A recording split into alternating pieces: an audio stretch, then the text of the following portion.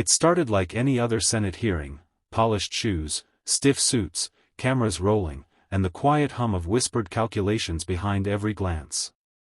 But today wasn't just policy talk. Today was about America's fault lines, history, race, and who gets to define progress. And Tim Scott, the Republican senator from South Carolina, walked in ready to erase all of it with a smile. He leaned into the microphone, voice calm, rehearsed. "Let me be clear, America is not a racist country. We've made tremendous progress, and I am living proof of that." A pause. Applause from a few corners. A smirk from Scott. But then, Jasmine Crockett shifted forward in her chair. Slowly. Deliberately. Her eyes locked on him like a laser. The murmurs died.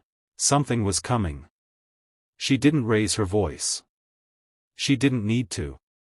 "Senator Scott," she began, "with all due respect, you are not proof that racism has ended.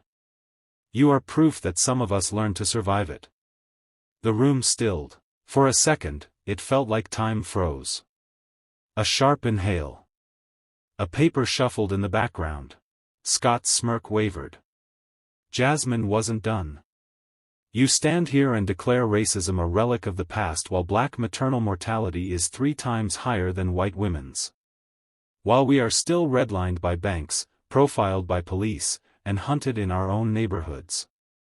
Is that what progress looks like to you?" Camera lights flickered. The hearing was live.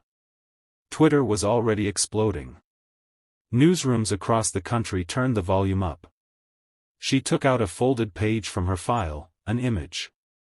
A photo of a peaceful protest where tear gas clouded the air over a black child holding a sign, "Don't shoot." Jasmine held it up without a word. The silence was louder than any shout. You don't get to define the end of racism while standing on the bones of those who fought it. The only sound left was the clicking of 1,000 keyboards trying to capture the moment. Tim Scott leaned forward, trying to reclaim the calm. His signature smile flickered, polished but strained. "Congresswoman Crockett," he said, "I appreciate your passion, but emotional appeals shouldn't cloud the reality. Statistically, America has never been more fair and free." Jasmine paused, tilted her head slightly, and smiled, not out of politeness, but like a chess master about to checkmate. The kind of smile that said, "You just stepped into my trap." "Statistics," she repeated, her voice as steady as ever. "Let's play that game, Senator. According to the FBI, hate crimes have surged by over 40% in just the last 3 years. Want to guess which communities are bleeding?" A drop of sweat traced down Scott's temple. Jasmine didn't flinch. "You being here doesn't mean racism's over," she continued. "You being here is used by some to pretend it is. But you aren't the proof of progress, you're the exception used to mask the problem." Gasps rippled across the room. "You're not a shield, Senator. You're a footnote, inserted so the headline can read, 'Problem solved.' But we're still here. Still bleeding." In the back, a journalist stood up, mic in hand. The hearing had turned into a historic moment, and everyone could feel it. Jasmine reached into her folder again, holding up a police report from a traffic stop that ended in a funeral. "This isn't the past. It's today. You just have the privilege to ignore it." The click of camera shutters. The sound of truth landing with weight. By the time Jasmine finished speaking, #Crockett vs. Scott was trending nationwide. Clips of her statements looped across MSNBC, CNN, and TikTok. But inside the hearing room, it was dead silent. Tim Scott tried to pivot. "We can't legislate hearts and minds," he offered. "We have to focus on unity, not division." That was his mistake. Jasmine leaned forward once more, her voice now firmer. "Senator, unity without accountability is complicity." The room stirred. "You want peace? Then stop telling the oppressed to whisper while they're still being choked. You don't get to lecture us on unity when your policies fund the very systems that divide us." She wasn't raising her voice. She didn't have to. The words cut deeper for their clarity. Scott blinked rapidly. His notes suddenly looked useless. You talk about hearts and minds, Jasmine continued, but what about policies and prisons? About voters purged from rolls? About schools named after slave owners? A murmur of agreement filled the chamber. Jasmine closed her file. Then she said the words that would echo across the internet. If America isn't racist, then why do you still need to tell us that? A beat of silence. Even Tim Scott didn't answer.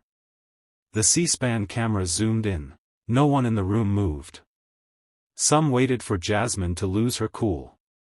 Others for her to back down. She did neither. Instead, she locked eyes with Tim Scott and spoke in a low, steady voice, as if she wanted even the people in the back to feel every syllable. Let me ask you something, Senator, she began. When a black child walks into a classroom and sees no one who looks like them in the textbooks, what do you call that? Tim Scott shifted in his seat but said nothing. When redlining robbed black families of wealth for generations, what do you call that? Still nothing. When the Supreme Court guts the Voting Rights Act, and you call it progress, what do you call that, Senator? The room grew tighter with every word. Even the air felt still. I call it systemic. I call it intentional. I call it exactly what it is, America refusing to see its own reflection. Scott reached for his collar, adjusting it in a nervous tick that didn't go unnoticed. Jasmine leaned in ever so slightly. You say America isn't racist. But you don't get to define racism when you've never had to survive it. A hush swept across the chamber. A woman from the public gallery whispered audibly, Amen. Jasmine never raised her voice. She didn't have to. The silence said enough. The room still hadn't exhaled from Jasmine's last words. Even Tim Scott's aides looked uneasy. He reached for his talking points, but the rustling paper couldn't drown the rising tension. Jasmine leaned forward, voice calm, surgical. You keep saying racism is about hearts. That if someone feels love, they can't be racist. But let me tell you something, Senator. Jim Crow didn't come from feelings. It came from policy. Gasps. The kind that stretch across aisles. Redlining wasn't about how bankers felt.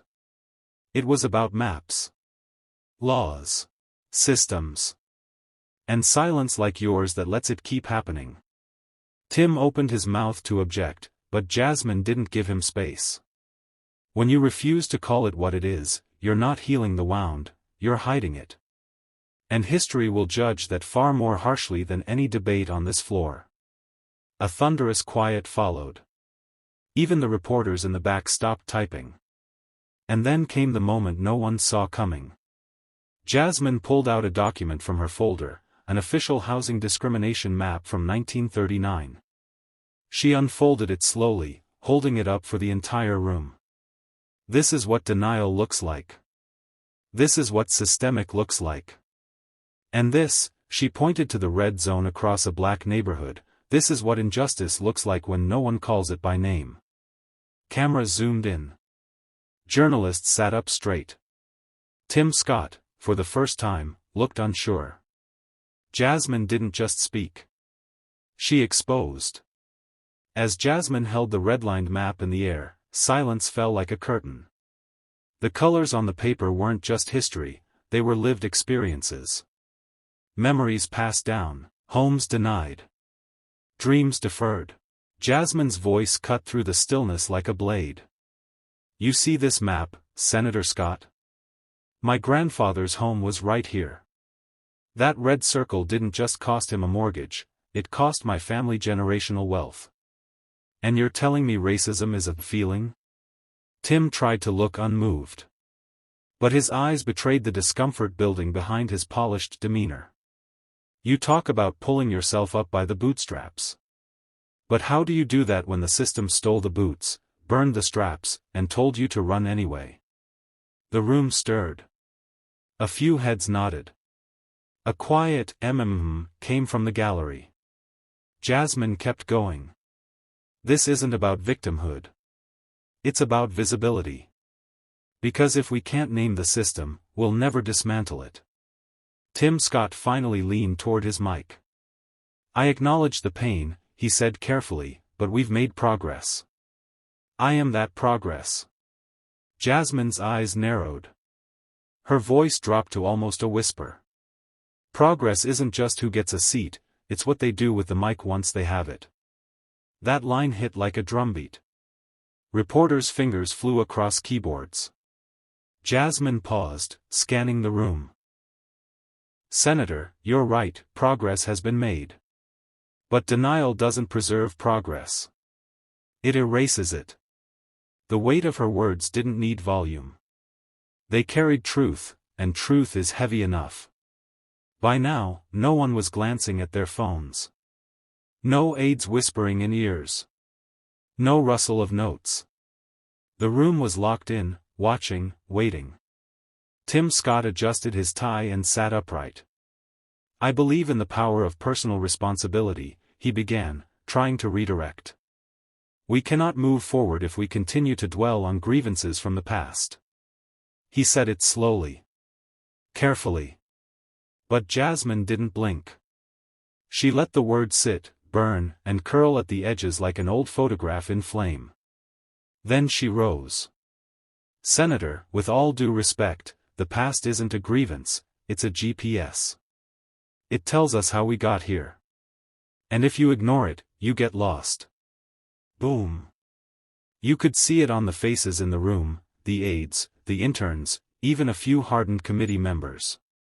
Jasmine wasn't speaking to Tim anymore, she was speaking through him. You talk about responsibility. But what about a government that passed laws to keep black families from owning homes? What about policies that fed lead into our schools and water into our streets? What about the systems you now sit in, systems built by the very past you're so eager to forget? Tim started to respond, but she raised her hand. Don't mistake silence for peace. Don't mistake office for moral clarity. A sudden clap broke out from the gallery. Then another. The gavel banged once, twice. Order. But the spell wasn't broken. Jasmine had done something more lasting than applause, she had punctured the illusion. We can't heal from a wound we're too afraid to name. She sat back down, deliberate, composed, and unshaken. And in that silence, it was clear, this wasn't just a disagreement. It was a shift. Tim Scott leaned forward, trying to regain footing. Jasmine, I understand your passion. But we have laws now. We have opportunities. We can't blame the system forever. His voice carried a lawyer's cadence, measured, almost rehearsed. It was the kind of sound meant to calm a storm without ever acknowledging there was thunder. But Jasmine had heard it all before. And this time, she wasn't having it. You say the system works now. Works for who? She turned to face the cameras. Because where I come from, black mothers still bury their children at rates higher than any other group. Schools in black neighborhoods still get fewer resources. And let's talk about who gets stopped, searched, sentenced, who gets believed. Her hand slammed down on the stack of documents in front of her. This is data. Not drama. Not anecdotes.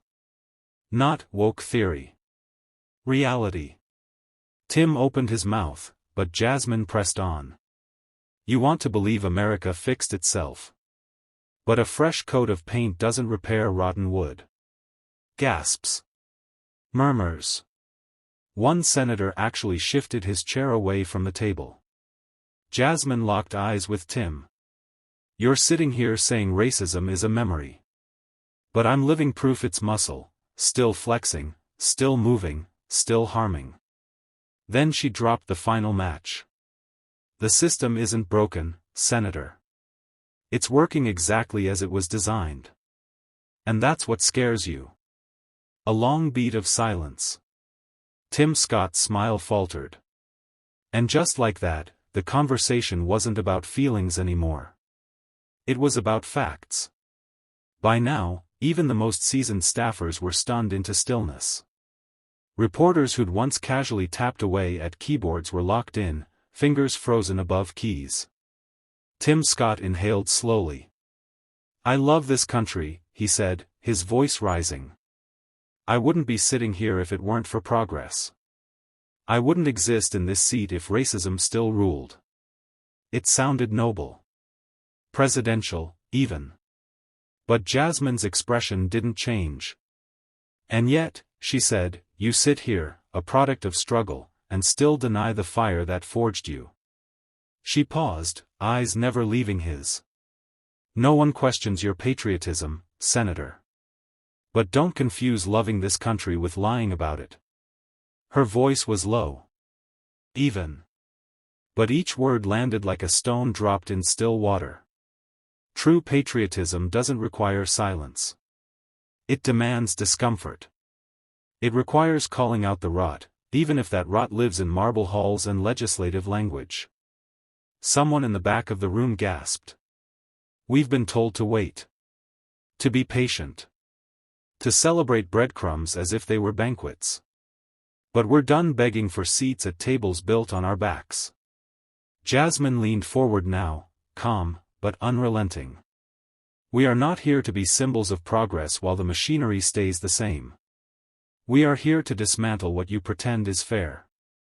The silence afterward didn't feel awkward. It felt seismic. Like everyone in the room had just seen the scaffolding crack. Jasmine sat back for a brief second, scanning the room as if to measure the emotional wreckage she'd left in her wake. What she saw wasn't defiance. It was reckoning. Senator Tim Scott shifted uncomfortably, glancing to his left and right, searching for an ally who might rescue the moment. None came. That's when Jasmine stood. She didn't raise her voice. She didn't point a finger. Let's be clear, truth doesn't need volume. It needs courage. The room held its breath. If your idea of unity requires silence from the oppressed, then what you're asking for isn't peace. It's obedience. She turned to the crowd, staffers, senators, cameras, the public watching live. America's soul isn't stained because we speak about injustice. It's stained because we ignore it. And then, she reached for the Constitution sitting beside her. Not to quote it, but to remind everyone that she knew it better than anyone in that room. "This document," she said, holding it high, "wasn't written with me in mind. But I'm here. We're here. And from this moment forward, we're rewriting what justice looks like. Together. Loudly. And unapologetically." The room exploded, not in noise, but in awe. A hush so deep it became thunderous. No rebuttal. No dismissal. Just reality standing in the center of power, refusing to shrink. Tim Scott didn't say another word. He didn't have to. Because Jasmine had already said everything. And America heard her. What you just witnessed wasn't just a debate, it was a reckoning. Jasmine Crockett didn't come to play politics. She came to peel back the curtain on the polished lies that have kept people comfortable while others suffer in silence. She didn't just respond, she revealed. In a room built to mute dissent, she made truth echo louder than power.